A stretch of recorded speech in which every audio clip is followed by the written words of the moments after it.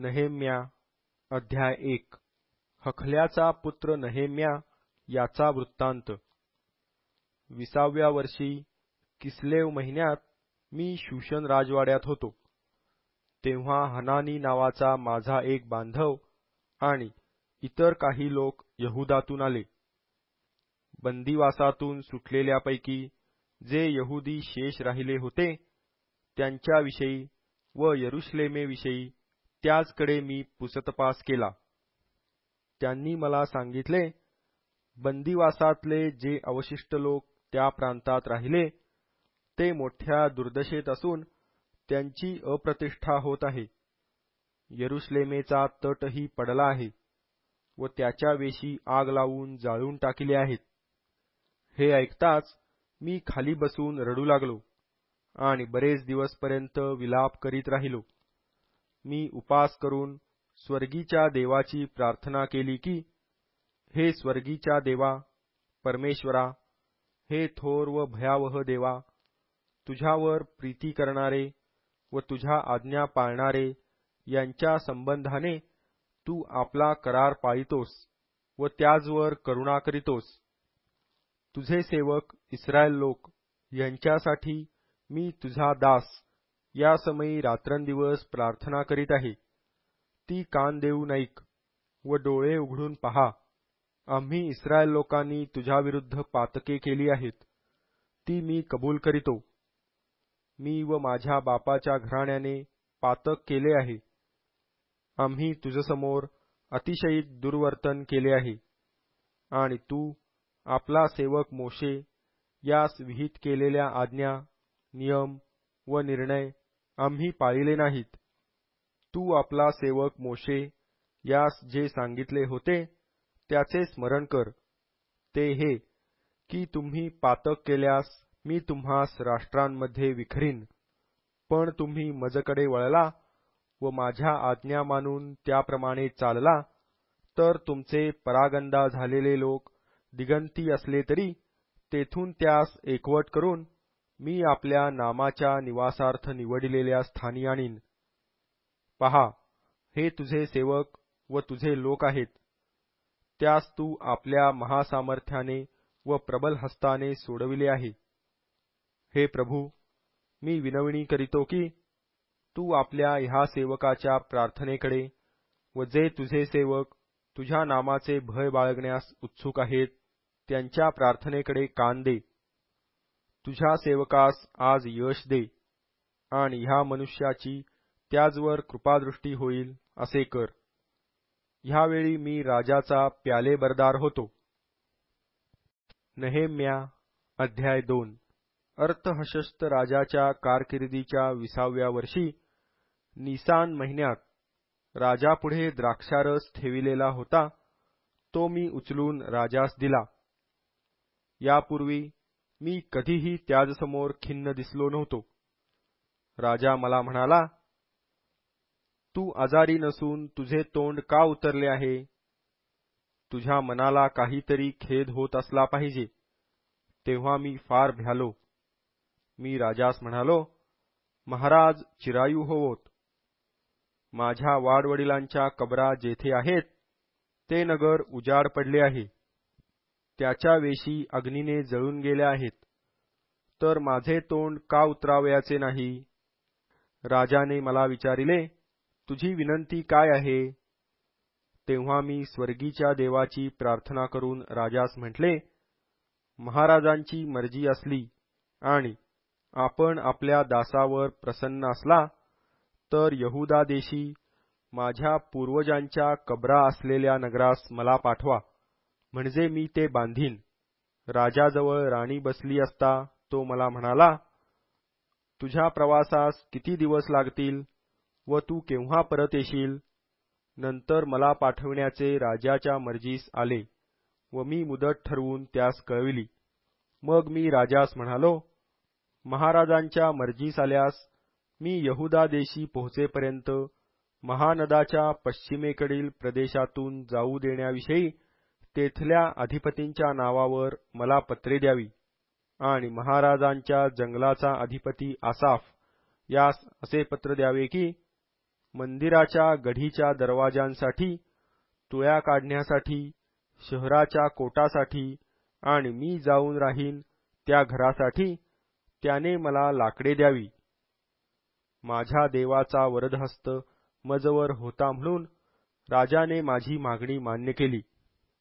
मग मी महानदाच्या पश्चिमेकडील प्रांताधिपतींकडे जाऊन त्यास राजाची फर्माने दिली. राजाने मजबरोबर सेनानायक व घोडेस्वार पाठविले होते. कोणी मनुष्य इस्रायल वंशाचे कल्याण साध्य करण्यास आला आहे, हे होरोनी सनबल्लट आणि अम्मोनी तोबिया नावाचा दास या दोघांनी ऐकले, तेव्हा त्यास फार वाईट वाटले. मी यरुशलेमेस जाऊन पोहोचल्यावर तेथे 3 दिवस होतो. मी रात्रीचा उठून थोडीशी माणसे बरोबर घेतली. यरुशलेमे संबंधाने काय करावे याविषयी माझ्या देवाने माझ्या मनात घातलेला विचार मी कोणा मनुष्यास सांगितला नाही आणि माझ्या बसावयाच्या पाठाळाखेरीज माझ्याबरोबर दुसरे कोणतेही जनावर नव्हते. मी रात्री खोरे वेशीने बाहेर पडून अजगराच्या झऱ्याकडे व उकिरडा वेशीकडे जाऊन यरुशलेमेचे जे तट पडले होते आणि तिच्या ज्या वेशी अग्नीने जळल्या होत्या त्यांची पाहणी केली. मग मी तसाच पुढे कारंजे वेशीकडे व राजकुंडाकडे गेलो, पण माझ्या पाठाळास पुढे जाण्यास जागा नव्हती. तेव्हा मी रात्री ओहोळाच्या वाटेने वर चढून कोट लक्षपूर्वक पाहिला. मग मागे वळून खोरे वेशीने परत आत आलो. मी कोठे गेलो होतो व काय केले होते हे सरदारास ठाऊक नव्हते. मी अद्यापि यहुदी, याजक, अमीर उमराव, शास्ते व वरकड कामकरी यातल्या कोणासही काही एक सांगितले नव्हते. मग मी त्यास म्हणालो, आपण केवढ्या दुर्दशेत आहो हे तुम्हास दिसतच आहे. यरुशलेम उजाड झाले आहे व त्याच्या वेशी अग्नीने जळून गेल्या आहेत. तर चला, आपण यरुशलेमेचा कोट बांधू, म्हणजे यापुढे आपली अप्रतिष्ठा व्हावयाची नाही. माझ्या देवाचा वरदहस्त मजवर आहे हे मी त्यास सांगितले व राजा मला काय काय बोलला तेही त्यास सांगितले. तेव्हा ते म्हणाले, चला, आपण उठून बांधण्याच्या कामास लागू. तेव्हा त्यांनी ते सत्कार्य करण्याची हिंमत बांधली. हे ऐकून होरोनी सनबल्लट आणि अम्मोनी तोबिया नावाचा दास आणि गेशेम अरबी यांनी आमची निर्भत्सना केली. आम्हास तुच्छ लेखून ते म्हणाले, तुम्ही हे काय मांडिले आहे? राजाविरुद्ध बंड करिता काय? मी त्यास उत्तर दिले की स्वर्गीचा देव आम्हास यश देईल, म्हणून आम्ही त्याचे सेवक कमर कसून हे बांधणार. पण यरुशलेमेत तुमचा हिस्सा, हक्क किंवा यादगिरी काही एक नाही. नहेम्या अध्याय 3. मग मुख्य याजक एल्याशिब व त्याचे याजक बांधव उठून मेंढेवेस बांधू लागले. त्यांनी तिची प्रतिष्ठापना करून तिला कवाडेही लावली. हमेया बुर्जापर्यंत, हनानेल बुर्जापर्यंत त्यांनी तिची प्रतिष्ठापना केली. त्याच्या शेजारी यरीहोच्या लोकांनी बांधकाम केले आणि त्यांच्या शेजारी जक्कूर बिन इम्री याने बांधकाम केले. मत्स्यवेस हस्सनाच्या पुत्रांनी बांधिली. त्यांनी तिला तुळ्या घातल्या, तिला कवाडे लाविली आणि कड्या व अडसर लाविले. त्याच्या शेजारी मरेमोत बिन उरिया बिन हक्कोस याने डागडुजी केली.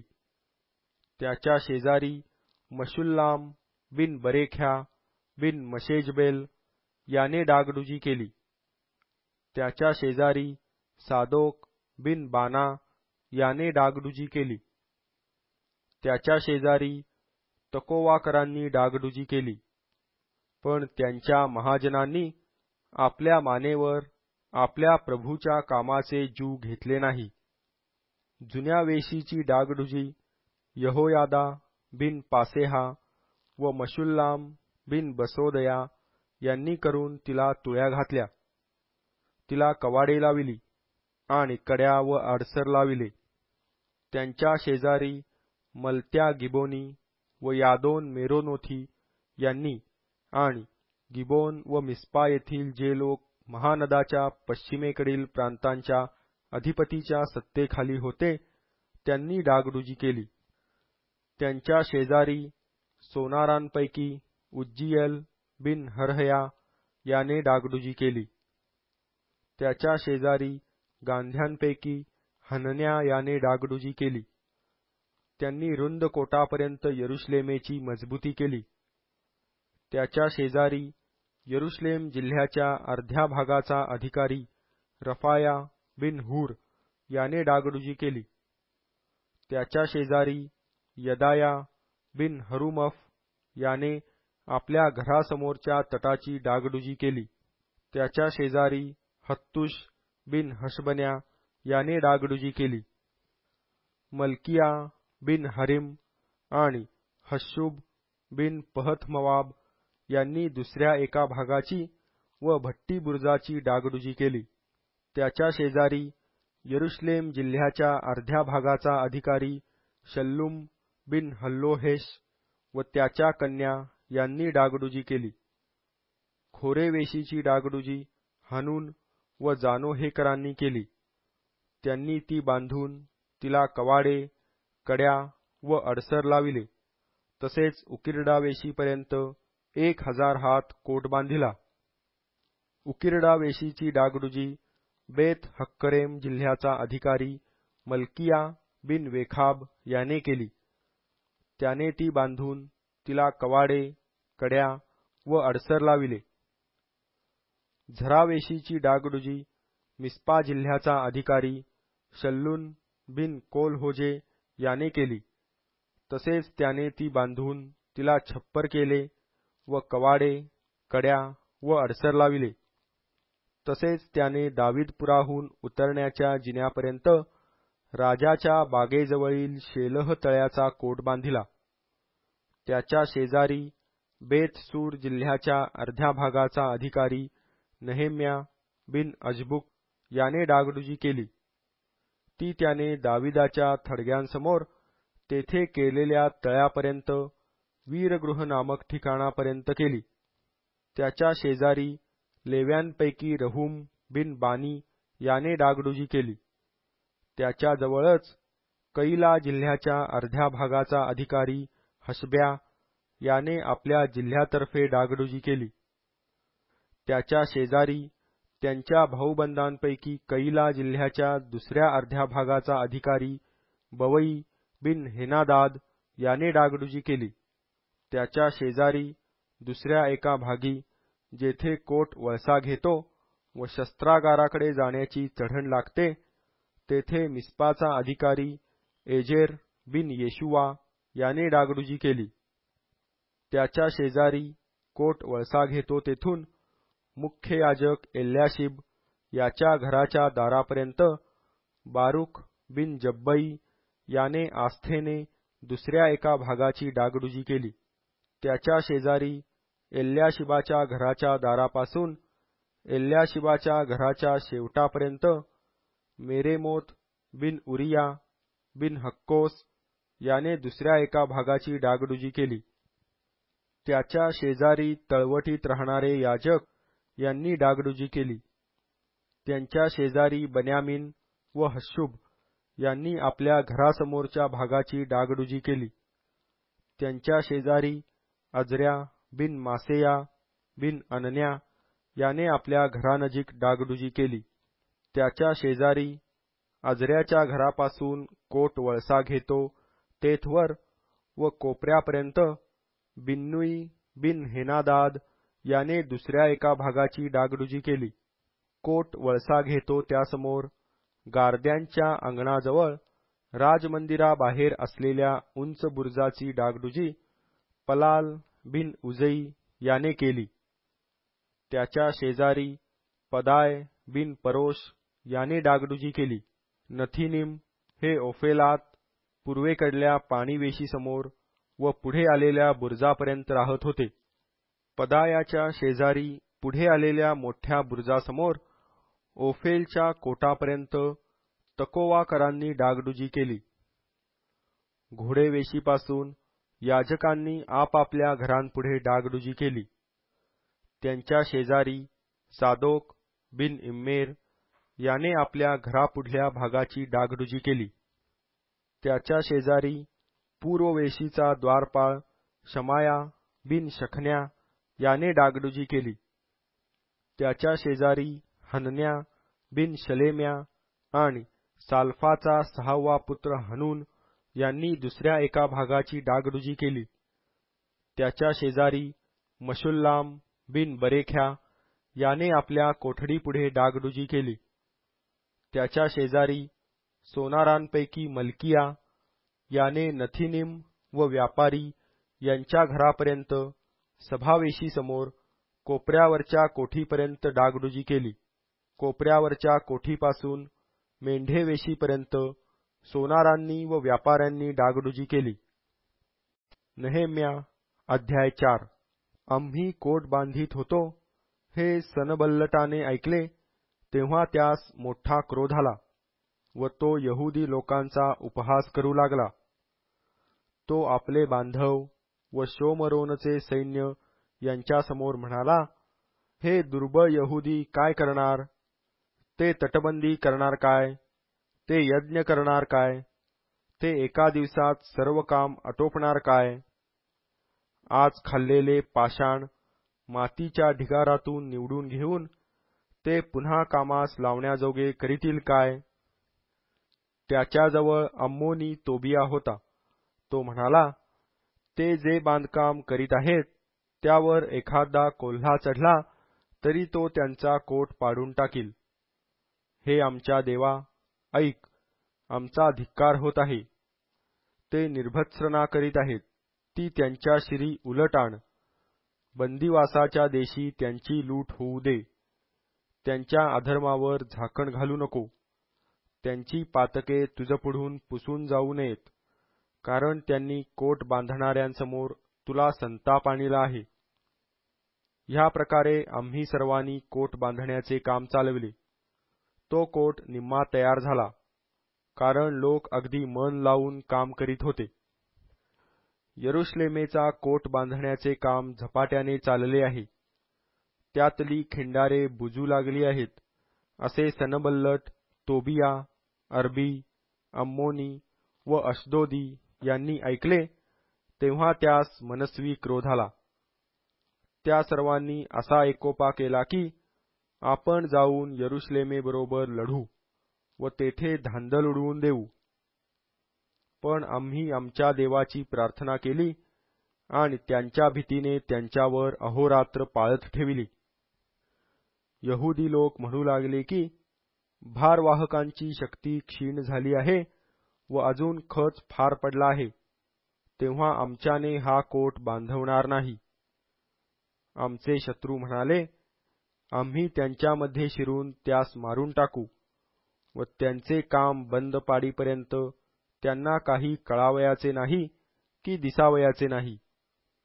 मग जे यहुदी त्यांच्याजवळ राहत होते ते चोहोकडून आमच्याकडे 10दा येऊन म्हणाले की तुम्ही आमच्याकडे परत या.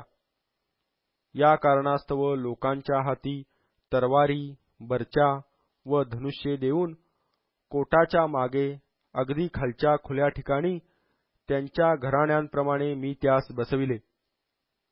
ही सर्व व्यवस्था पाहून मी उठलो आणि सरदार, शास्ते व वरकड लोक यास म्हणालो, त्यांची भीती धरू नका. थोर व भयावह जो परमेश्वर, त्याचे स्मरण करून तुमचे भाऊबंद, तुमचे कन्यापुत्र, तुमच्या स्त्रिया व तुमची घरे यांच्यासाठी युद्ध करा. देवाने आमच्या शत्रूंची मसलत व्यर्थ केली हे आमच्या शत्रूंनी ऐकले तेव्हा आम्ही सगळे कोटाकडे परत जाऊन आपापल्या कामावर रुजू झालो.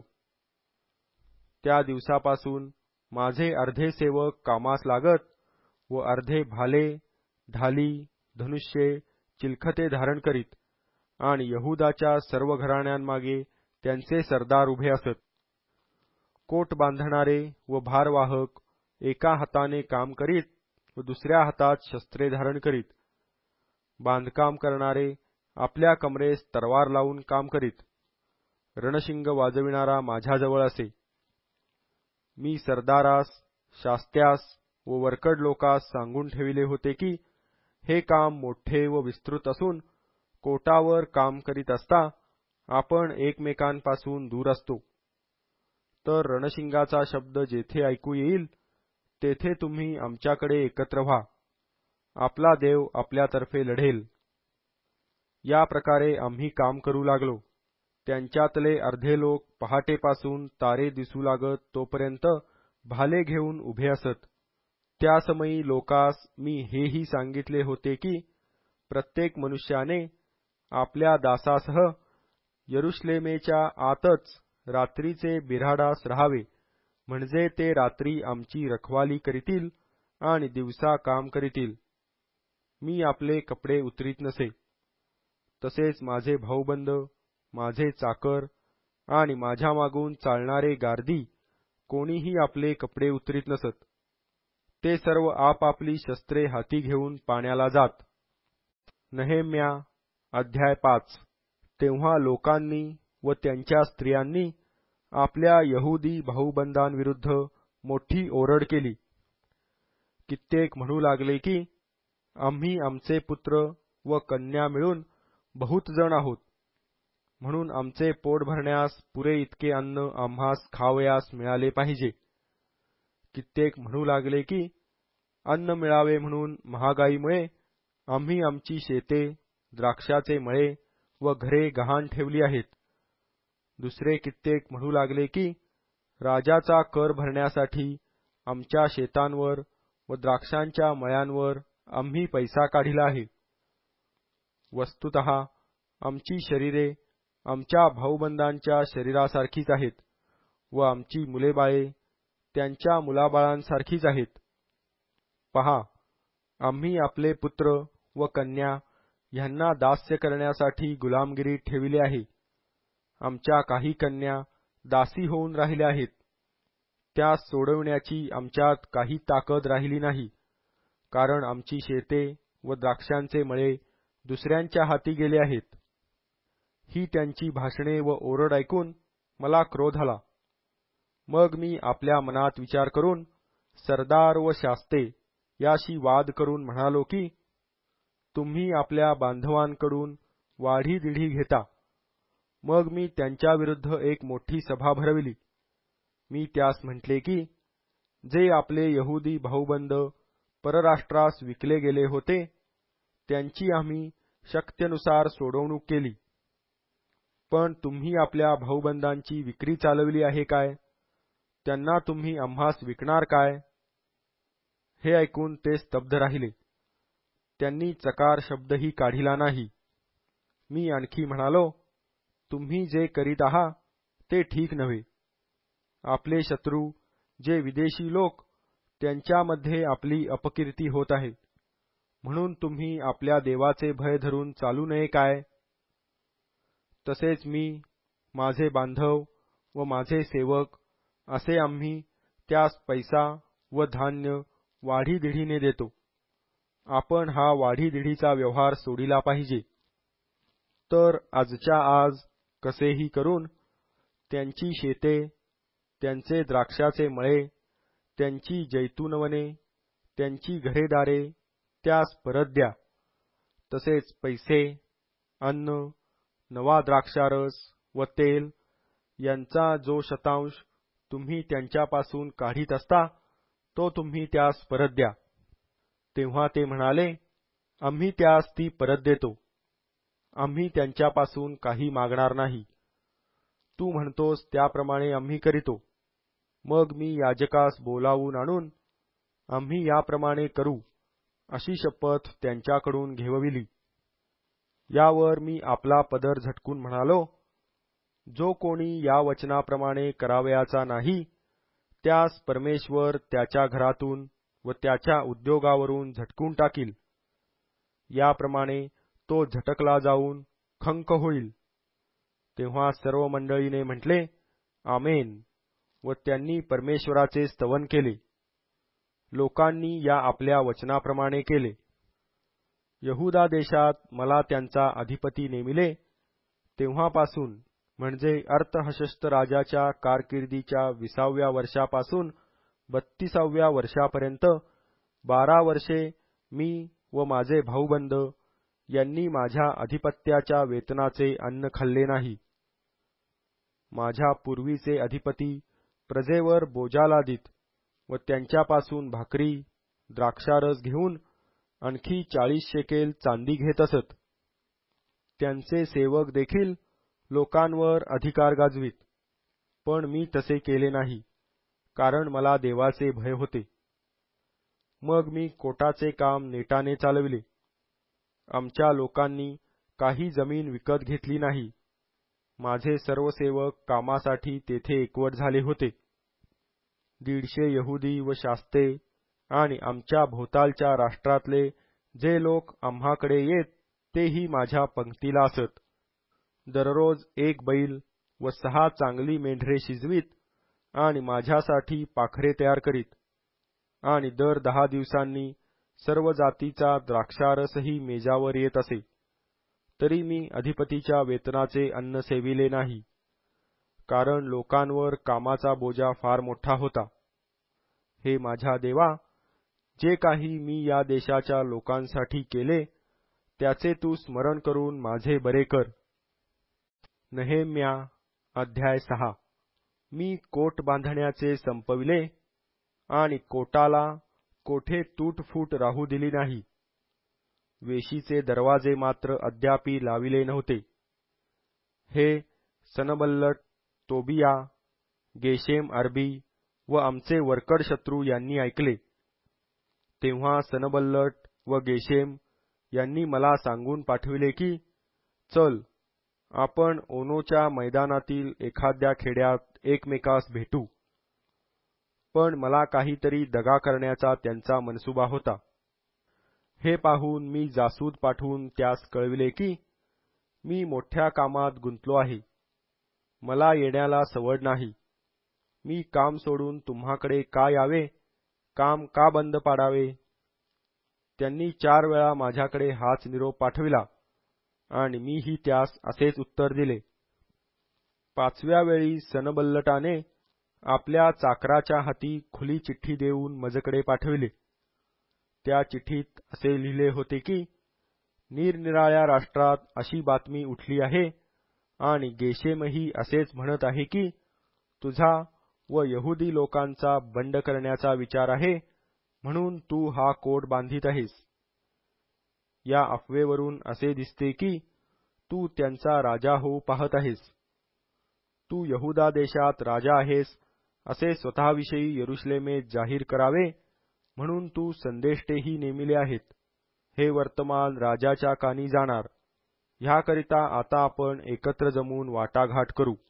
मी त्यास सांगून पाठविले की, तू म्हणतोस तसा प्रकार काही घडलेला नाही. ही तुझ्या मनाची कल्पना आहे. आमचे हात दुर्बळ होऊन आमचे काम बंद पडावे, म्हणून हे सर्व लोक आम्हास भेवडावयास पाहत होते. हे देवा, माझा हात दृढ कर. मग मी शमाया बिन दलाया बिन महेतबेल याच्या घरी आलो. तो दार लावून घेऊन आत बसला होता. त्याने म्हटले, चल, आपण देवाच्या मंदिरातील आतल्या गाभाऱ्यात जमून मंदिराची द्वारे बंद करून घेऊ, कारण ते लोक तुझा घात करण्यास येतील. ते रात्रीचे तुझा घात करण्यास येतील. मी म्हणालो, माझ्यासारख्या मनुष्याने पळून जावे काय? मंदिरात जाऊन आपला जीव वाचवावा असा माझ्यासारखा कोण आहे? मी मंदिरात जाणारच नाही. विचार करिता मला असे दिसून आले की देवाने त्यास पाठविले नाही. तरी ही भविष्यवाणी त्याने माझ्याविरुद्ध सांगितली. तोबिया व सनबल्लट यांनी त्यास मोल देऊन ठेविले होते.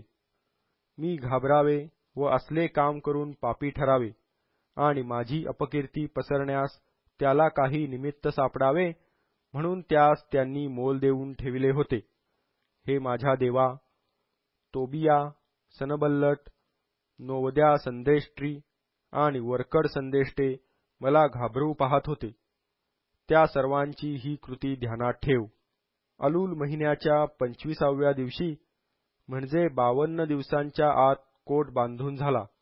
आमच्या सर्व शत्रूंनी हे ऐकले, तेव्हा आमच्या सभोवताली राहणाऱ्या विदेशी लोकांना भीती व लाज वाटली, कारण हे काम आमच्या देवाकडून घडले असे त्यास दिसून आले. त्या काळी यहुदातल्या महाजनांची पत्रे तोबियास जात असत व तोबियाची पत्रे त्यास जात असत. तो शखन्या बिन आरह याचा जावई होता आणि त्याचा पुत्र योहानान याने बरेख्याचा पुत्र मशुल्लाम याच्या कन्येशी लग्न केले होते. म्हणून यहुदातल्या पुष्कळ लोकांनी त्याच्या पक्षाने राहण्याची आणभाग केली होती. ते माझ्यासमोर त्याच्या सत्कृत्यांची तारीफ करीत आणि माझे शब्द त्याला जाऊन सांगत. तोबिया मला भेडसावण्याकरिता पत्रे पाठवित असे. नेहेम्या अध्याय 7. कोट बांधण्याचे काम संपल्यावर मी त्यास दरवाजे लाविले आणि द्वारपाळ, गायक आणि लेवी यांची नेमणूक केली. तेव्हा मी आपला भाऊ हनानी व गढीचा अधिपती हनन्या यास यरुशलेमेचे अधिकारी नेमिले.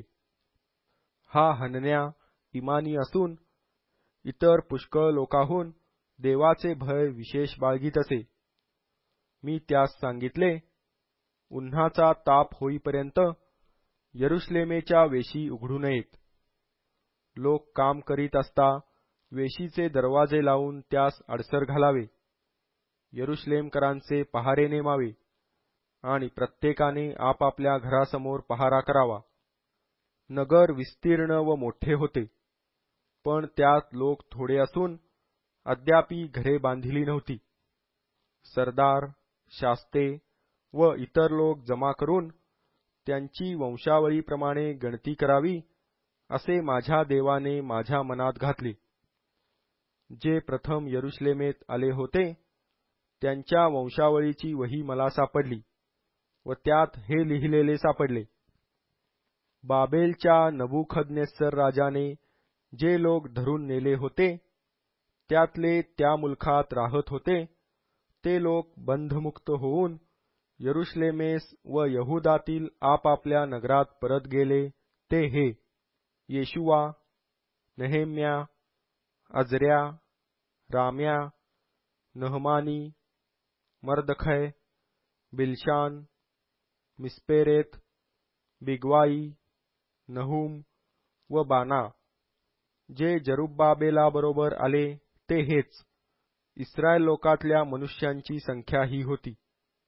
परोशाचे वंशज 2172, शफाट्याचे वंशज 372, अर्हाचे वंशज 652, येशुवा व यवाब यांच्या कुळातील पहथमवाबाचे वंशज 2818, एलामाचे वंशज 1254, जत्तूचे वंशज 845, जक्काईचे वंशज 708, बिन्नुईचे वंशज 648, बेबाईचे वंशज 628, अजगादाचे वंशज 2322, अदोनिकामाचे वंशज 667, बिगवाईचे वंशज 2067, आदिनाचे वंशज 655, हिजकियाच्या आटेराचे वंशज 98, हाशुमाचे वंशज 328, बेसाईचे वंशज 324, हरीफाचे वंशज 112, गिबोनाचे वंशज 95, बेथलेहेम व नटोफा येथील मनुष्य 188, अनाथोथाची मनुष्ये 128, बेथ अजमावेथाची मनुष्ये 42, किर्याथ यारीम, कफिरा व बैरोत येथील मनुष्ये 743, रामा व गेबा येथील मनुष्ये 621, मिखमासाची मनुष्ये 122, बेथेल व आय येथील मनुष्ये 123, दुसऱ्या नबोची मनुष्ये 52, दुसऱ्या एलामाचे वंशज 1254, हरिमाचे वंशज 320, यरीहोचे वंशज 345, लोद, हदीद व ओनो यांचे वंशज 721, सनावाचे वंशज 3930, याजक यद्याच्या कुळातील येशुआच्या घराण्यातील 973, इम्मेराचे वंशज 1052, पशहुराचे वंशज 1247, हरिमाचे वंशज 1017, लेवी येशुआचे वंशज कदमिएलाचे होदवाच्या वंशजातले 74, गाणारे आसाफाचे वंशज 148, द्वारपाळ शल्लुमाचे वंशज, अटेराचे वंशज, तल्मोनाचे वंशज, अक्कुबाचे वंशज, हतीताचे वंशज, शोबाचे वंशज 138, नथीनिम, सिहाचे वंशज, हशुफाचे वंशज, तबायोथाचे वंशज, केरोसाचे वंशज,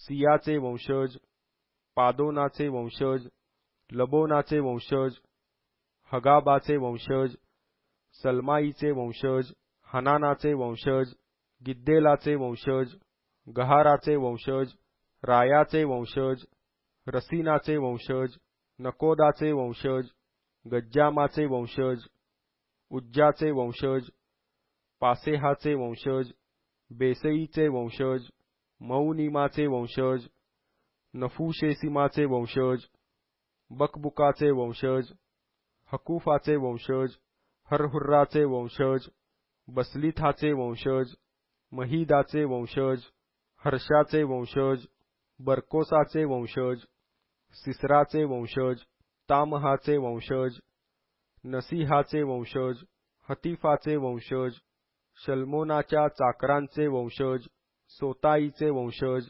सोफेरेथाचे वंशज, परीदाचे वंशज, यालाचे वंशज, दर्कोनाचे वंशज, गिद्देलाचे वंशज, शफाट्याचे वंशज, हत्तिलाचे वंशज, सबाईमाच्या पोखरेथाचे वंशज, आमोनाचे वंशज, सर्व नथीनिम व शल्मोनाच्या चाकरांचे वंशज मिळून 392 होते.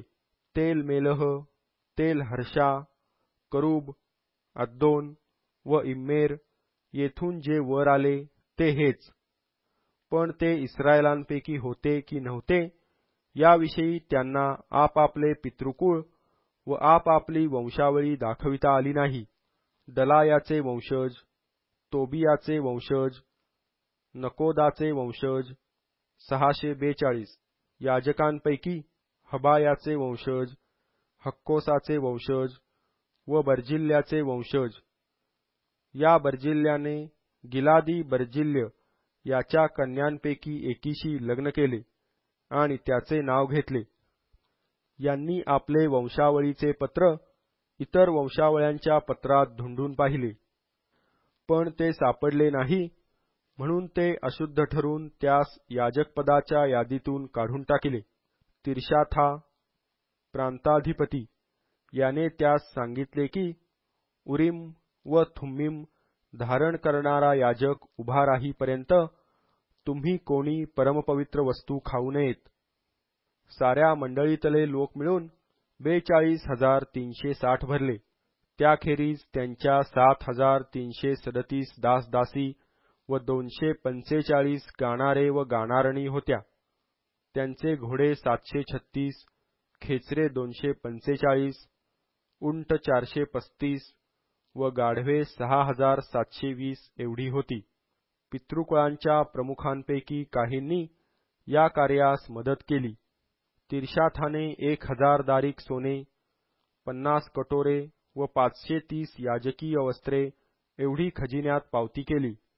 पितृकुळातील आणखी काही पुरुषांनी या कामाच्या खजिन्यात 20,000 दारिक सोने आणि 2,200 माने रुपये पावती केले.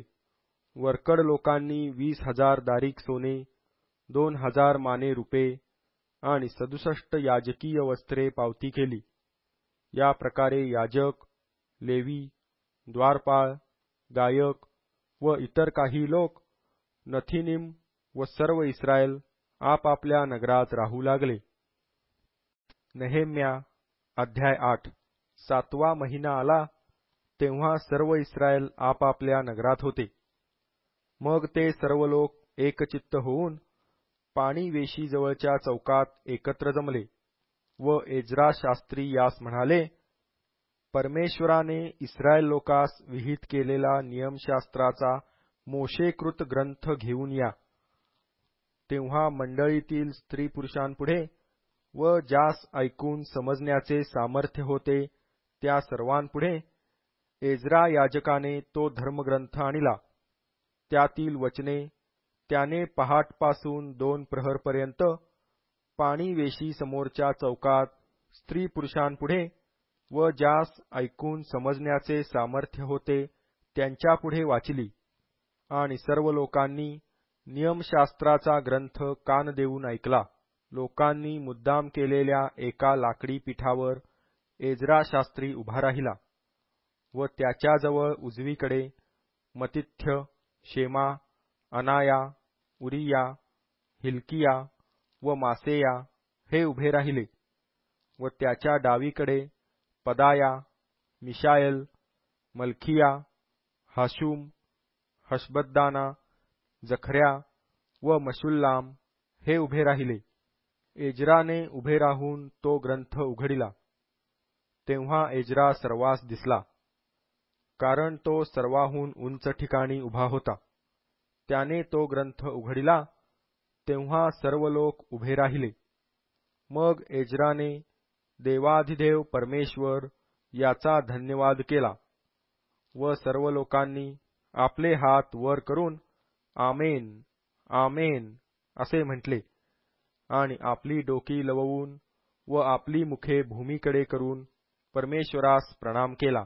येशुवा, बानी, शेरेब्या, यामीन, अकूब, शब्बथई, होदिया, मासेया, कलिता, अजऱ्या, योजाबाद, हनान व पलाया हे लेव्यांसुद्धा नियमशास्त्राचा अर्थ लोकास समजावून सांगत होते व लोक आपल्या स्थानी उभे होते. त्यांनी तो ग्रंथ, तो देवाच्या शास्त्राचा ग्रंथ स्पष्टीकरणासह वाचून दाखविला. वाचले तेवढे लोकास चांगले समजले. मग नहेम्या, तिर्शाथा, प्रांताधिपती, एज्रा याजक, शास्त्री आणि लोकास शिकविणारे लेवी हे सर्व लोकास म्हणाले, हा दिवस तुमचा देव परमेश्वर याच्या प्रित्यर्थ पवित्र आहे. तर शोक करू नका, रडू नका, कारण ते लोक नियमशास्त्रातली वचने ऐकून रडू लागले होते. तेव्हा त्याने त्यास सांगितले, जा, मिष्टान्नाचे सेवन करा, गोड गोड पेये प्या व ज्यांच्या घरी काही तयार नसेल त्यास वाढून पाठवा, कारण आजचा दिवस परमेश्वराप्रित्यर्थ पवित्र आहे. तुम्ही उदास राहू नका, कारण परमेश्वराविषयीचा जो आनंद तोच तुमचा आश्रयदुर्ग होय. शांत रहा, कारण आजचा दिवस पवित्र आहे. दुःख करू नका, असे म्हणून लेव्यांनी लोकास शांत केले. नंतर सर्व लोक खाणेपिणे करण्यास, एकमेकास ताटे वाढून पाठविण्यास व मोठा उत्सव करण्यास निघून गेले, कारण जी वचने त्यास वाचून दाखविली होती ती त्यास समजली होती. दुसऱ्या दिवशीही सर्व लोकांच्या पितृकुळातील प्रमुख पुरुष, याजक व लेवी नियमशास्त्राची वचने लक्षपूर्वक ऐकण्यासाठी एज्रा शास्त्री याच्याजवळ जमा झाले. त्या धर्मशास्त्रात असे लिहिलेले त्यास आढळले की परमेश्वराने मोशेस आज्ञा दिल्याप्रमाणे इस्रायल लोकांनी 7व्या महिन्याच्या पर्वणीस मांडवात राहावे. आपल्या सर्व नगरात व यरुशलेमेत त्यांनी लोकांना जाहीर करावे व कळवावे की पहाडावर जाऊन जैतून, रान जैतून, मेंदी, खजुरी आणि दाट पालवीचे वृक्ष यांच्या डहाळ्या आणून शास्त्रात लिहिले आहे त्याप्रमाणे मांडव घालावे. मग लोकांनी बाहेर जाऊन डहाळ्या आणल्या आणि आपापल्या घरांच्या धाब्यांवर, त्यांच्या अंगणात, देवाच्या मंदिराच्या अंगणात, पाणी वेशीच्या चौकात आणि एफ्राईम वेशीच्या चौकात मांडव घातले. जे लोक बंदिवासातून सुटून परत आले होते त्यांचा अवघा मेळा मांडव घालून त्यात राहिला. नूनाचा पुत्र येशुवा याच्या काळापासून ह्या दिवसापर्यंत इस्रायल लोकांनी कधी असे केले नव्हते. चोहोकडे आनंदच आनंद झाला.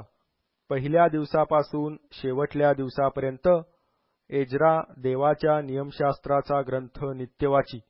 या प्रकारे त्यांनी 7 दिवसपर्यंत सण पाळिला आणि 8व्या दिवशी विधीपूर्वक सणाचा समारोप केला. नेहेम्या अध्याय 9.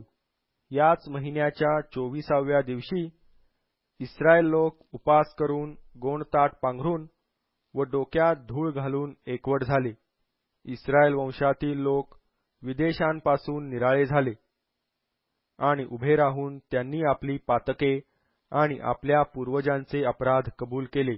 ते आपल्या जागी उभे राहून प्रहर दिवसपर्यंत आपला देव परमेश्वर याच्या नियमशास्त्राचा ग्रंथ वाचित राहिले व आणखी एक प्रहर आपली पातके कबूल करीत आणि आपला देव परमेश्वर याची उपासना करीत राहिले. मग येशुवा, बानी, कदमिएल, शबन्या, बुन्नी, शेरेब्या, बानी व कनानी यांनी लेव्यांच्या जिन्यांवर उभे राहून उच्च स्वराने आपला देव परमेश्वर याचा धावा केला. मग येशुवा, कदमिएल, बानी, हशबन्या, शेरेब्या, होदिया, शबन्या व पथया हे लेवी म्हणाले, उभे रहा आणि आपला देव परमेश्वर याचा येणेप्रमाणे धन्यवाद अनंतकाळ करा. तुझे वैभवशाली नाम धन्य असो.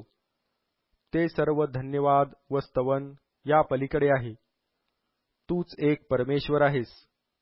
आकाश व अत्युच्च आकाश व त्यातील सर्व नक्षत्रगण, पृथ्वी व तीवर वसणारे सर्व जलाशय, त्यात असलेले सर्व काही यांचा तू उत्पन्नकर्ता व पालनकर्ता आहेस. स्वर्गातील सेना तुला नमन करीते. हे परमेश्वरा, तूच देव आहेस. तू अब्रामास निवडून घेऊन खासद्यांच्या ऊर गावातून बाहेर आणले व त्यास अब्राहाम हे नाव दिले आणि त्याचे अंतःकरण तुझ्या संबंधाने एकनिष्ठ आहे असे पाहून तू त्याच्याशी करार केला की मी तुझ्या वंशास कनानी, हित्ती, अमोरी, परिज्जी, यबूसी व गिर्गाशी यांचा देश देईन. तू हे आपले वचन पुरे केले आहे, कारण तू न्यायी आहेस. नंतर तू मिसर देशात आमच्या पूर्वजांचे कष्ट पाहिले व तांबड्या समुद्राच्या तीरी त्यांचा धावा ऐकला. फारो, त्याचे सेवक, त्याच्या देशचे सर्व लोक यास चिन्हे व अद्भुत कृत्ये तू दाखविली, कारण ते त्याजशी गर्वाने वागत होते हे तुला ठाऊक होते. तू आपल्या नामाचा महिमा प्रगट केला, तो आजवर आहे. तू त्यांच्यासमोरून समुद्र दुभंग केला, असा की ते समुद्रामधून कोरड्या जमिनीवरून चालून गेले. धोंडा महाजलाशयात टाकावा त्याप्रमाणे तू त्यांचा पाठलाग करणाऱ्या समुद्रतळी फेकले. तू त्यास दिवसा मेघस्तंभाने नेले आणि रात्री ज्या वाटेने त्यांनी जावयाचे तिच्यावर प्रकाश मिळावा म्हणून अग्निस्तंभाने त्यास मार्ग दाखवून नेले. तू सिनाय पर्वतावर उतरून त्याशी स्वर्गातून बोललास आणि त्यास योग्य निर्णय, खरे कायदे, चांगले नियम व आज्ञा लावून दिल्या. तू त्यास आपल्या पवित्र शब्बाथाचा परिचय करून दिला आणि तुझा सेवक मोशे याच्या हस्ते तू त्यास आज्ञा, नियम व धर्मशास्त्र ही विहित केली. आणि त्यांची क्षुधा भागविण्यासाठी तू आकाशातून त्यास अन्न दिले. त्यांची तृषा शमविण्यासाठी खडकातून पाणी काढिले आणि त्यास अशी आज्ञा केली की जो देश तुम्हास देण्यासाठी मी बाहू उभारून आणभाग केली आहे त्याचा ताबा घेण्यासाठी तुम्ही त्यात जा. तथापि त्यांनी व आमच्या पूर्वजांनी उन्मत्त होऊन आपली मान ताठ केली व तुझ्या आज्ञांचा अवमान केला. त्यांनी हुकूम मानण्याचे नाकारिले आणि जी आश्चर्यकृत्ये तू त्यांच्यामध्ये केली होती त्यांची त्यांनी पर्वा केली नाही. पण त्यांनी आपली मान ताठ करून एवढे बंड केले की आपल्या दास्यस्थितीत परत जाण्यासाठी त्यांनी एक नायक नेमिला. पण तू क्षमाशील, कृपाळू, दयामय, मंदक्रोध व अतिकरुणामय देव आहेस. तू त्यांचा त्याग केला नाही. त्यांनी ओतीव वासरू केले व ज्या देवाने तुला मिसर देशातून सोडवून आणले तोच हा असे म्हणून तुला संताप आणणारी कामे केली. तथापि तू अति दयाळू असल्याकारणाने त्यास तू रानात सोडून दिले नाही. दिवसा त्यांचा मार्गदर्शक मेघस्तंभ त्याजवरून ढळला नाही आणि रात्रीचा प्रकाश देऊन नीट मार्ग दाखविणारा अग्निस्तंभही ढळला नाही. त्याप्रमाणे शिक्षण प्राप्त व्हावे म्हणून तू त्यास आपला सदात्मा दिला. त्यांच्या तोंडचा मान्ना तू काढून घेतला नाही आणि त्यांची तृषा शांत करण्यासाठी तू त्यास पाणी देत राहिलास. 40 वर्षे जंगलात तू त्यांचे असे पालनपोषण केले की त्यास कशाचीही वाण पडली नाही.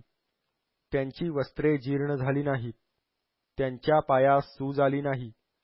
मग तू त्यास देशोदेशीचे लोक अंकित करून दिले आणि त्यांच्या चतुस्सीमा नेमून दिल्या. त्याप्रमाणेच हेशबोनचा राजा सिहोन व बाशानाचा राजा ओग या दोघांच्या देशाचे वतन त्यास प्राप्त झाले. तू त्यांचे वंशज आकाशातील ताऱ्यांप्रमाणे बहुगुणित केले आणि ज्या देशात जाऊन तुम्ही त्यांचे वतन पावाल म्हणून तू त्यांच्या पूर्वजास सांगितले होते त्या देशी तू त्यास नेऊन पोचविले. त्याप्रमाणेच त्यांच्या वंशजांनी त्या देशात जाऊन त्याचा ताबा घेतला. तू त्यांच्या देखत देशातले रहिवासी कनानी यास पादाक्रांत केले. त्यांचे राजे व देशचे लोक यांचे वाटेल ते करावे म्हणून त्यास तू त्यांच्या हाती दिले. त्यांनी तटबंदीची नगरे व सुपीक भूमी काबीज केली आणि उत्तमोत्तम वस्तूंनी भरलेली घरे, खोदलेले हौद, द्राक्षांचे मळे, जैतुनांचे मळे व विपुल फळझाडे यांचा ताबा घेतला. ते खाऊन तृप्त झाले, धष्टपुष्ट झाले आणि तुझ्या अतिशयित चांगुलपणामुळे सुख पावले. पण त्यांनी आज्ञाभंग करून तुझविरुद्ध बंड केले. तुझे धर्मशास्त्र त्यांनी पाठीमागे फेकून दिले. तुझकडे त्यांनी पुन्हा वळावे असे ज्या तुझ्या संदेष्ट्यांनी निक्षून सांगितले त्यास त्यांनी जीवे मारिले आणि तुला संतप्त केले. त्यामुळे तू त्यास त्यांच्या शत्रूंच्या हाती दिले. त्यांनी त्यास संकटात घातले. तरी आपल्या विपत्काळी त्यांनी तुझा धावा केला, तो तू स्वर्गातून ऐकला व तुझ्या दयेच्या बहुत्कृत्यास अनुसरून त्यास त्यांच्या शत्रूंच्या हातून सोडविण्यासाठी तू त्यास सोडविणारे दिले. पण जेव्हा जेव्हा त्यास स्वास्थ्य मिळे तेव्हा तेव्हा ते तुझ्यासमोर दुष्कर्म करीत. यामुळे तू त्यास शत्रूंच्या हाती देत असस व ते त्याजवर सत्ता चालवीत. तरी ते तुझकडे वळून तुझा धावा करीत, तो तू स्वर्गातून ऐकत असस आणि तुझ्या दयेच्या कृत्यास अनुसरून तू त्यास अनेक वेळा मुक्त केले. त्यास पुन्हा नियमशास्त्राप्रत आणावे म्हणून तू त्यास बजावून सांगितले, तरी त्यांनी उन्मत्त होऊन तुझ्या आज्ञांचा अवमान केला आणि जे निर्णय पाळिल्याने मनुष्य जिवंत राहतो ते न जुमानिता त्यांनी पाप केले. त्यांनी आपला खांदा जुवाखालून काढून घेतला, मान ताठ केली व ते ऐकतनासे झाले. तू पुष्कळ वर्षे त्यांची गय केली व आपल्या आत्म्याने संदेष्ट्यांच्याद्वारे त्यास बजावित आलास. पण त्यांनी कान दिला नाही म्हणून तू त्यास अनेक देशातील लोकांच्या हाती दिले. तरी तू आपल्या दयेच्या बहुत्कृत्यास अनुसरून त्याचा पुरा अंत केला नाही, त्यांचा त्याग केला नाही, कारण तू कृपाळू व दयाळू देव आहेस. तर आता हे आमच्या देवा, हे थोर, पराक्रमी व भयावह देवा, आपला करार व दया कायम राखणाऱ्या देवा, अश्शूरी राजाच्या काळापासून आजपर्यंत आम्हास, आमच्या राजास, आमच्या अधिपतीस, आमच्या याजकास, आमच्या संदेष्ट्यांस आमच्या वाडवडिलांस आणि तुझ्या सर्व लोकांस जे कष्ट झाले आहेत ते क्षुल्लक लेखू नको. आम्हावर जे काही गुदरले आहे त्याच्या बाबतीत तू न्यायशील आहेस. तू आमच्याशी सत्यतेने वागलास, पण आम्ही दुष्टाई केली आहे. आमचे राजे, अधिपती, याजक आणि वाडवडील यांनी तुझे नियमशास्त्र पाळिले नाही आणि आपल्या ज्या आज्ञांच्या व निर्बंधांच्या योगे तू त्यास बजाविले त्याकडे त्यांनी लक्ष दिले नाही. त्यांनी आपल्या राज्यात तुझी सेवा केली नाही. तू त्यांचे मोठे कल्याण केले आणि तू त्यास विस्तृत व सुपीक भूमी दिली, तरीही तुझी सेवा त्यांनी केली नाही आणि आपल्या दुष्कर्मांपासून ते परावृत्त झाले नाहीत. पहा, आज आम्ही दास बनलो आहोत. आमच्या पूर्वजांनी उत्तम उत्पन्न उपभोगावे म्हणून जो देश तू त्यास दिला त्यात आम्ही केवळ दास आहोत. आमच्या पापांमुळे जे राजे तू आम्हावर नेमिले आहेत त्यास या देशाचे पुष्कळ उत्पन्न मिळत आहे. ते आमच्या देहांवर व आमच्या गुराढोरांवर हवी तशी सत्ता चालवित आहेत. आम्ही फार फार संकटात आहोत. या सर्व कारणास्तव आम्ही दृढ करार करीतो व लिहून देतो आणि आमचे अधिपती, लेवी व याजक हे त्याचवर मोहर करीत आहेत. नेहेम्या अध्याय 10. ज्यांनी आपली मोहर केली ते हे होत: हखल्याचा पुत्र नेहेम्या तिर्शाथा, प्रांताधिपती, व सिदकिया, सराया, अजर्या, यिर्मया, पशहूर, अमर्या, मल्खिया, हत्तश, शबन्या, मल्लूक, हारिम, मरेमोत, ओबद्या, दानिएल, गिन्नथोन, बारूक, मशुल्लाम, अबिया, मियामिन, माजा, बिलगई, शमया हे याजक आणि लेवी, अजन्याचा पुत्र येशुवा, हेनादादाच्या पुत्रातला बिन्नुई, कदमिएल आणि त्यांचे भाऊ शबन्या, होदिया, कलिता, पलाया, हनान, मीखा, रहोब, हशब्या, जक्कूर, शेरेव्या, शबन्या, होदिया, बानी, बनीनू, लोकातले मुख्य, परोश, पहतमवाब, एलाम, जात्तू, बानी, बुन्नी, अजगाद, बेबाई, अदोनिया, बिगवई, आदिन, आटेर, हिजकिया, अज्जूर, होदिया, हाशुम, बेसाई, हारिफ, अनाथोत, नोबाई, मप्पियाश, मशुल्लाम, हेजिर, मशेजबेल, सादोक, यद्दुआ, पलट्या, हनान, अनया, होशेया,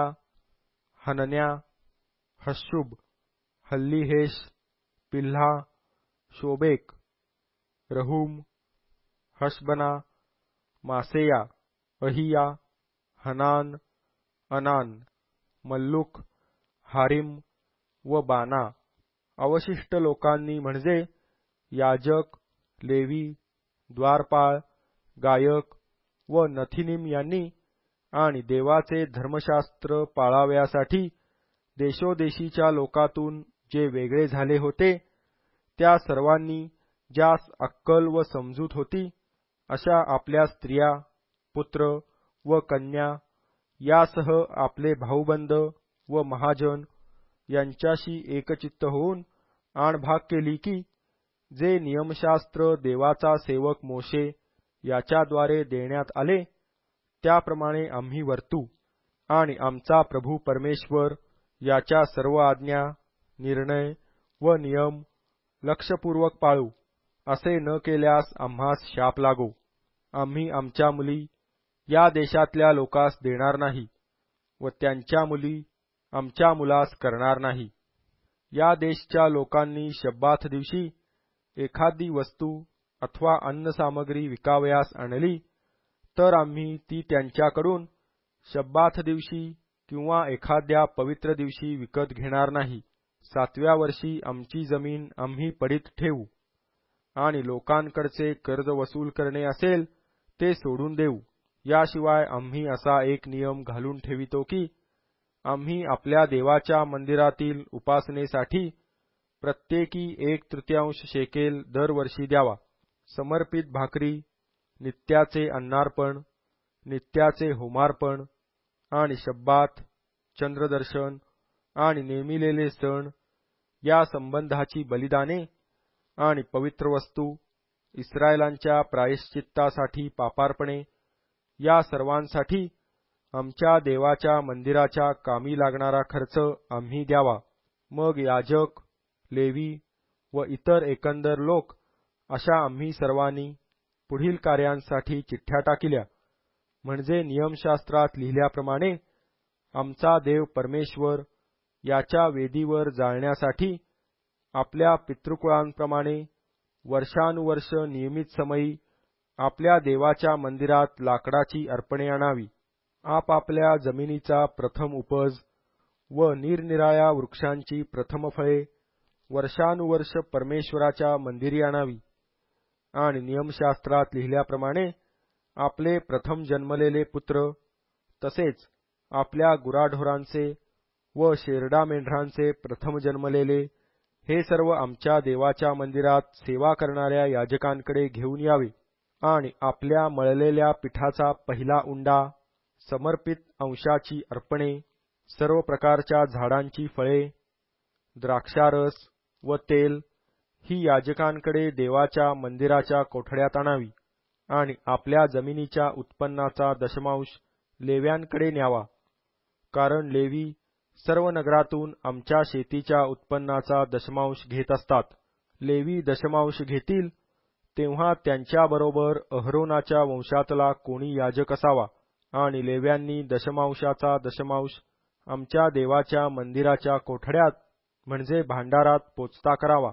इस्रायल लोक व लेव्यांचे वंशज यांनी धान्य, द्राक्षारस व तेल यांचे समर्पित अंशाचे अर्पण, पवित्र स्थानाची पात्रे, सेवा करणारे याजक, द्वारपाळ व गायक असतात त्या कोठड्यात आणावे आणि आम्ही आपल्या देवाचे मंदिर सोडू नये.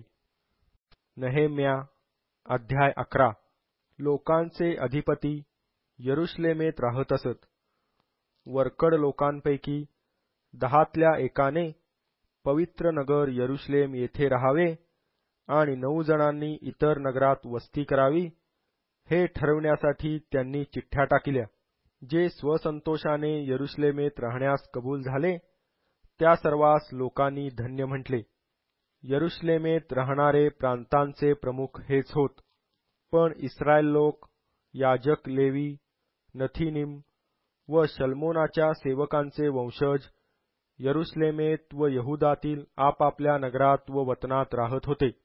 यरुश्लेमेत काही यहुदी व काही बन्यामिनी राहत होते. यहुदाचे वंशज हे पेरेसाच्या संततीपैकी अथाया बिन उज्जिया बिन जखर्या बिन अमर्या बिन शफाट्या बिन महललेल, मासेया बिन बारुख बिन कोलहोजे बिन हजाया बिन अदाया बिन योयारिब बिन जखर्या बिन शिलोनी. पेरेसाचे जे वंशज यरुश्लेमेत राहत होते ते सर्व 468 वीर पुरुष होते. तसेच बन्यामिनाचे वंशज सल्लू बिन मशुल्लाम बिन योएद बिन पदाया बिन कोलाया बिन मासेया बिन इथिएल बिन यशाया आणि त्याच्या मागून गब्बई व सल्लाई यांचे वंशज 928 होते. यांचा अधिकारी जिख्रीचा पुत्र योएल होता आणि हसनुआचा पुत्र यहुदा नगराचा दुय्यम अधिकारी होता.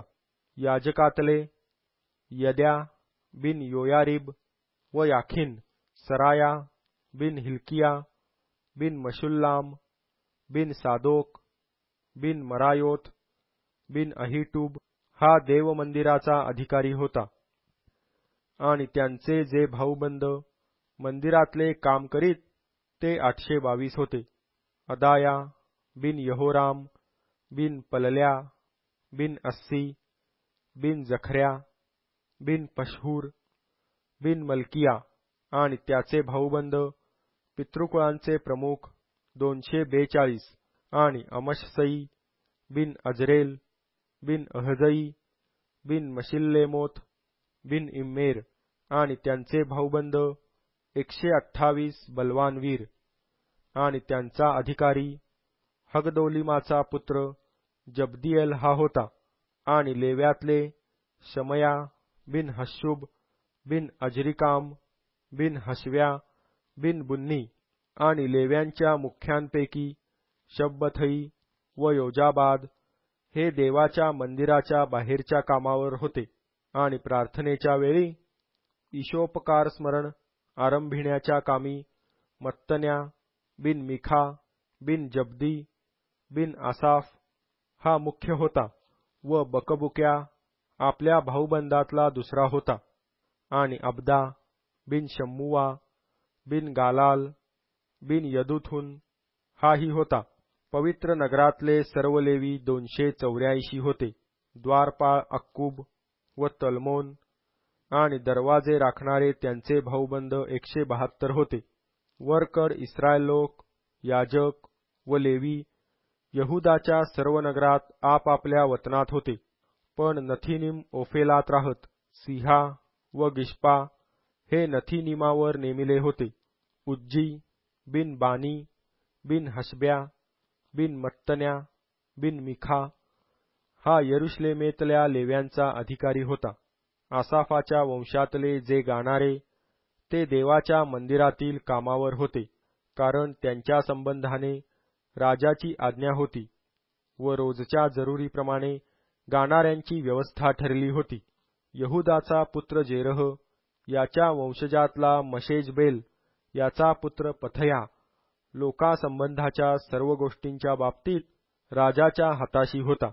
खेडीपाडी व त्यांच्या शेतवाड्या याविषयी यहुदाच्या वंशातल्या कित्येकांनी किर्यात अर्बात व त्याच्या खेड्यात, दिबोनात व त्याच्या खेड्यात, आणि यकबसेलात व त्याच्या खेड्यात, येशुवात, मोलादात व बेतपलेतात, हसरशुआलात, बैरशेब्यात व त्याच्या खेड्यात, सिकलागात, मकोनात व त्याच्या खेड्यात, एनरिम्मोनात, सारियात, यर्मुथात, जानोहात, अदुल्लमात व त्याच्या खेड्यात, लाखिशात व त्याच्या शेतवाड्यात, अजेकात व त्याच्या खेड्यात वस्ती केली.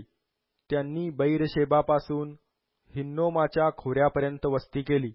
गेबातले बन्यामिनाचे वंश मिखमाशात व अयात, बेथेलात व त्याच्या खेड्यात, अनाथोथात, नोबात, अनन्यात, हसोरात, रामात, गित्तइमात, हदीदात, सबोइमात, नबल्लाटात, लोदात व कारागिरांच्या खोऱ्यातल्या उन्हात राहू लागले. लेव्यांपैकी यहुदातले काही वर्ग बन्यामिनाकडे होते. नहेम्या अध्याय 12. शलतिएलाचा पुत्र जरुब्बाबेल व येशुआ याबरोबर जे याजक व लेवी वर आले ते हे: सराया, यिर्मया, एज्रा, अमर्या, मल्लुक, हत्तुश, शखन्या, रहूम, मरेमोत, इद्दो, गिन्नथोई, अबिया, मियामिन, माद्या, बिलगा, शमया, योयारिब, यदया, सल्लू, आमोक, हिल्किया व यदया हे येशुआच्या काळी याजकातले व त्यांच्या बांधवातले मुख्य होते.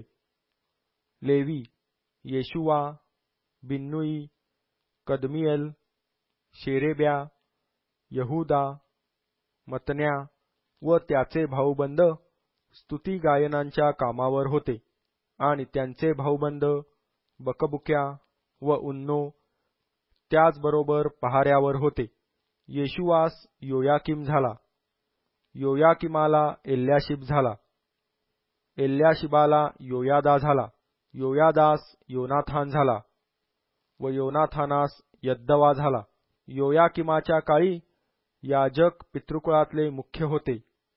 ते हे: सरायापासून मराया, यिर्मयापासून हनन्या, एजरापासून मशुल्लाम, अमऱ्यापासून यहोहानान, मल्लुखीपासून योनाथान, शबन्यापासून योसेफ, हरिमापासून अदना, मरायोथापासून हेल्कै, इद्दोपासून जखर्या, गिन्नथोनापासून मशुल्लाम, अबियापासून जिख्री, मिन्यामिनापासून मौद्यापासून पिल्तय, बिलगापासून शम्मुआ, शमयापासून यहोनाथान, योयारिबापासून मत्तनय, यदयापासून उज्जी, सल्लयापासून कल्लय, अमोकापासून एबेर, हिजकियापासून हशब्या व यदायापासून नथनेल.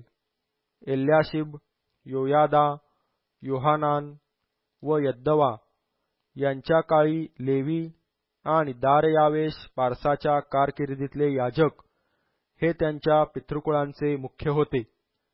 लेव्यांचे वंशज आपापल्या पितृकुळांचे मुख्य इतिहासाच्या पुस्तकात एल्याशिबाचा पुत्र योहानान याच्या काळापर्यंत नमूद केले होते आणि लेव्यातले मुख्य हशब्या, शेरेब्या व कदमिएलाचा पुत्र येशुवा व त्यांच्यासमोर त्यांचे भाऊबंद असे मेळ्याने देवाचा मनुष्य दावीद याच्या आज्ञेप्रमाणे स्तवन व ईशोपकार स्मरण करावयास होते. मत्तन्या, बकबुक्या, ओबद्या, मशुल्लाम, तल्मोन व अक्कूब हे द्वारपाळ वेशीवरील कोठ्यांचे रक्षण करीत असत. हे योयाकिम बिन येशुवा बिन योसादाक याच्या वेळी व नहेम्या प्रांताधिकारी व लेखक एजरा याजक यांच्या काळी होते. यरुशलेमेच्या कोटाच्या समर्पणाच्या समयी लेव्यांनी आनंद व धन्यवाद करून झांजा, सारंग्या व वीणा वाजवून आणि गाऊन तो प्रसंग साजरा करावा म्हणून त्यास यरुशलेमेत पोचविण्यासाठी त्यांच्या त्यांच्या स्थानातून हुडकून काढिले. यरुशलेमेच्या चोहोकडल्या प्रांतातून, नटोफातीच्या खेड्यापाड्यातून, बेथ गिलगाल येथून आणि गेबा व अजमावेत येथल्या शेतवाडीतून गायकांचे वंशज एकवट झाले. त्यांनी यरुशलेमेच्या आसपास खेडी वसविली होती.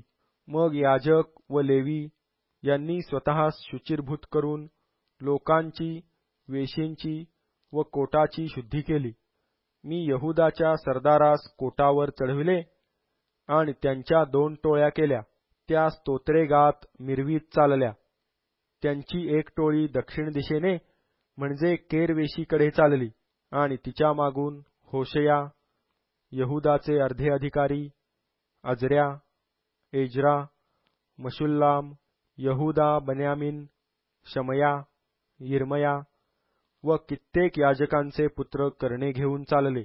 जखर्या बिन योनाथान बिन शमया बिन मत्तन्या बिन मिखाया बिन जक्कूर बिन आसाफ आणि त्याचे भाऊबंद शमया, अजरेल, मिललई, गिललई, माई, नथनेल, यहुदा व हनानी हे देवाचा मनुष्य दावीद याची वाद्ये घेऊन चालले आणि त्यांच्यापुढे एजरा शास्त्री चालला. ते झरावेशीकडून नीट दावीदपुराच्या पायऱ्यांवरून कोटाच्या चढणीवर दाविदाच्या मंदिराच्या वरल्या भागाकडून पूर्वेस पाणीवेशीपर्यंत गेले.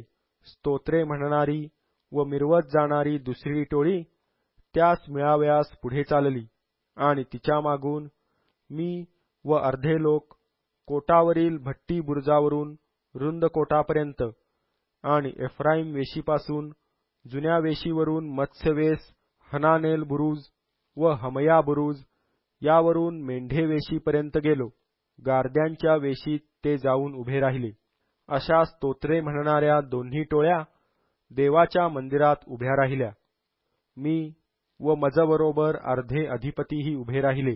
याजक एल्याकीम, मासेया, मिन्यामीन, मिखाया, एल्योएनाई, जखर्या व हनन्या यांनी करणे हाती घेतले आणि मासेया, शमाया, एलाजार, उज्जी, यहोहानान, मल्खिया, एलाम व एजेर यांनीही करणे घेतले. गायकांनी उंच स्वराने गायले. इज्रह्या त्यांचा अध्यक्ष होता. त्या दिवशी लोकांनी मोठे यज्ञ करून आनंद केला, कारण देवाने त्यास आनंदाने परिपूरित केले होते. बायका मुलांनीही आनंद केला. यरुशलेमेचा आनंदध्वनी दूर जाऊन पोहोचला. याजक व लेवी यांचे ठरलेले वाटे नगरोनगरीच्या शेतांप्रमाणे गोळा करावे म्हणून त्या दिवशी भांडारे, परमेश्वराप्रित्यर्थ समर्पित अंश, प्रथमफळे व दशमांश यांच्या कोठड्यांवर लोक नेमण्यात आले. कारण याजक व लेवी हे हजर राहिल्या कारणाने यहुदास आनंद झाला होता. दाविदाच्या व त्याचा पुत्र शलोमोन याच्या आज्ञेप्रमाणे ते आपल्या देवाच्या मंदिराचे व शुद्धीकरणाचे काम करीत. तसेच गायक व द्वारपाळ हेही करीत.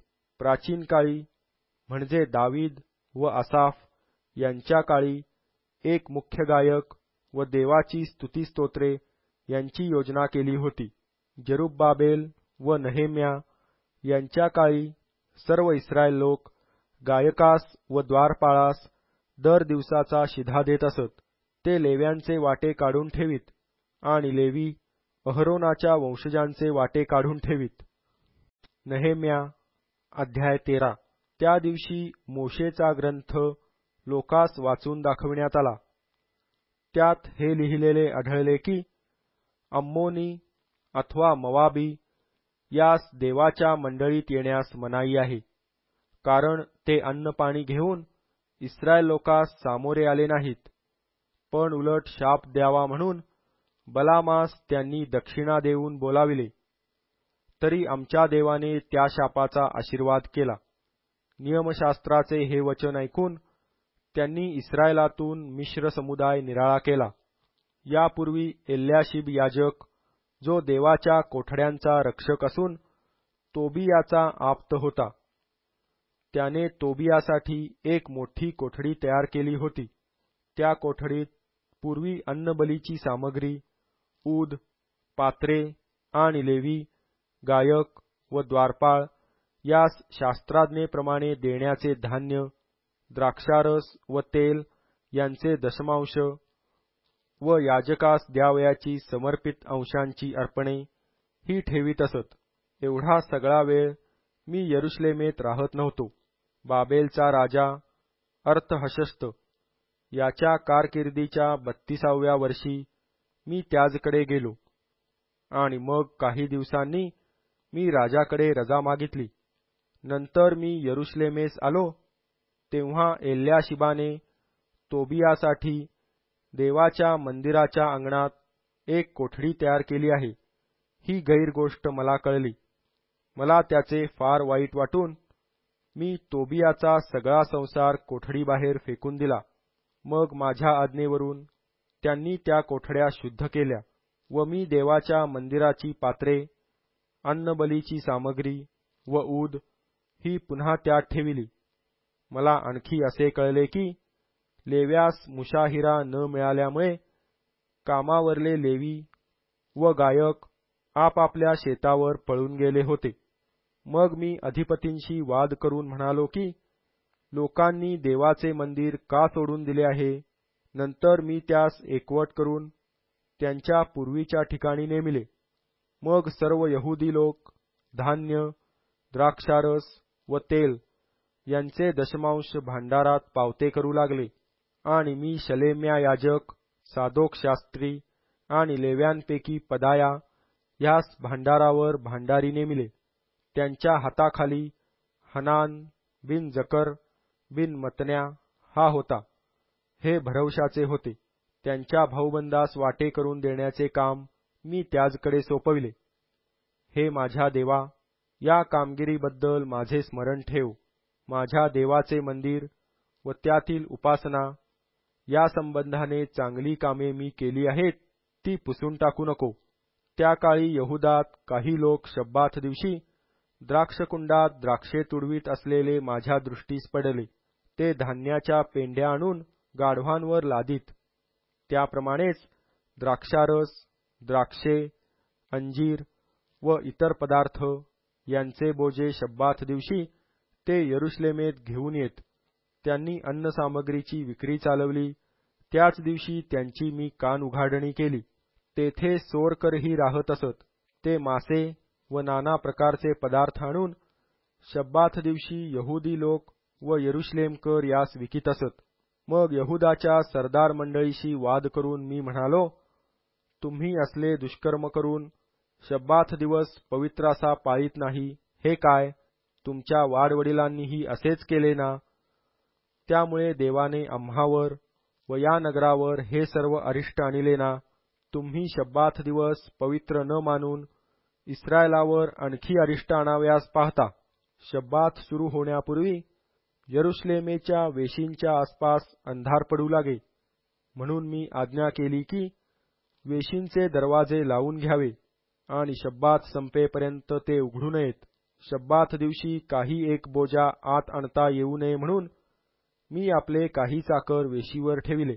1-2 वेळा व्यापाऱ्यास व हर तऱ्हेच्या मालाची विक्री करणाऱ्यास यरुशलेमेच्या बाहेर राहावे लागले. तेव्हा मी त्यास दरडावून म्हटले, तुम्ही कोटासमोर का उतरला? पुन्हा असे केल्यास तुमच्यावर मी हात टाकीन. तेव्हापासून ते पुन्हा शब्बात दिवशी आले नाहीत.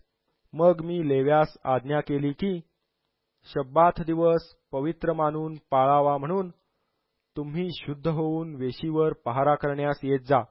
हे माझ्या देवा, माझ्या हितार्थ माझ्या याही कामगिरीचे स्मरण ठेव आणि तुझ्या विपुल दयेस अनुसरून माझा बचाव कर. त्या काळी अशदोदी, अम्मोनी व मवाबी स्त्रियांशी लग्ने केलेले यहुदी लोक मला आढळले. त्यांची मुलेबाळे अर्धवट अशदोदी भाषा बोलत. त्यास यहुदी भाषा बोलता येत नसे. ते आपापल्या जातींची मिश्र भाषा बोलत. मी त्या लोकांशी वाद केला. मी त्यास शिव्या शाप दिले. त्यातल्या कित्येकास मार दिला आणि त्यांचे केस उपटून देवाची शपथ घेऊन असे म्हणावयास लाविले की आम्ही इतप्पर आमच्या कन्या त्यांच्या पुत्रास देणार नाही आणि त्यांच्या कन्या आम्ही व आमचे पुत्र करणार नाही. इस्रायलाचा राजा शल्मोन अशाच प्रकारच्या गोष्टींनी पापमग्न झाला होता ना? पुष्कळ राष्ट्रात त्याच्यासारखा कोणी राजा झाला नाही. तो देवाचा आवडता असून त्याला सर्व इस्रायलावर राजा केले होते. तरी त्यालाही अन्य जातीच्या स्त्रियांनी पापात पाडिले. तुमचे ऐकून आम्ही अन्य जातींच्या स्त्रियांशी विवाह करून आमच्या देवाचे अपराधी व्हावे व घोर पातक करावे काय? मुख्य याजक एल्याशिब याचा पुत्र योयादा, याच्या पुत्रांपैकी एक जण सनबल्लट होरोनी याचा जावई होता. मी त्यास आपल्याजवळून हाकून लाविले. हे माझ्या देवा, त्यांनी याजकपद भ्रष्ट केले आहे आणि याजक वृत्तीचा व लेवी वृत्तीचा करार मोडिला आहे, म्हणून त्यांची आठवण ठेव. या प्रकारे मी त्यास सगळ्या परकीयांपासून शुद्ध करून प्रत्येक याजकाची व लेव्याची पाळी आणि अनुक्रम ही ठरवून दिली. मग लाकडाचे अर्पण व प्रथम उपज आणण्याची वेळ मी ठरवून दिली. हे माझ्या देवा, माझ्या हितार्थ माझे स्मरण ठेव.